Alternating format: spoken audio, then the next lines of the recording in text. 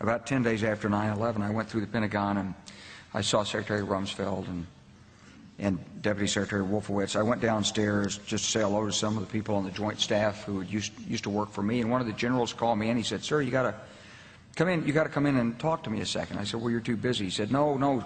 He says, "We've made the decision. We're going to war with Iraq." This was on or about the 20th of September. I said, "We're going to war with Iraq. Why?" He said, "I don't know." He said, "I guess they don't know what else to do." So I said, "Well, did they find some information connecting Saddam to Al-Qaeda?" He said, No. He says, "There's nothing new that way. They've just made the decision to go to war with Iraq."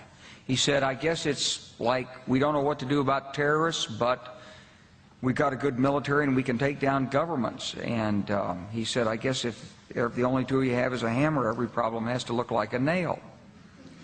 So I came back to see him a few weeks later, and by that time we were bombing in Afghanistan. I said, "Are we still going to war with Iraq?" And he said, "Oh, it's worse than that."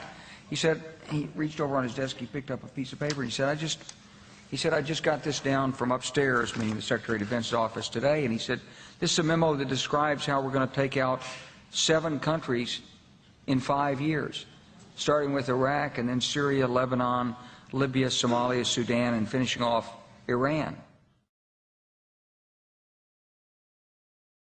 The truth is about the Middle East is, had there been no oil there, it would be like Africa.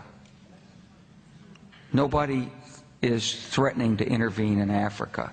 The problem is the opposite. We keep asking for people to intervene and stop it. And there's no question that the presence of petroleum throughout the region has sparked great power involvement. Whether that was the specific motivation for the coup or not, I can't tell you, but there's always been this attitude that somehow we could intervene and use force in the region.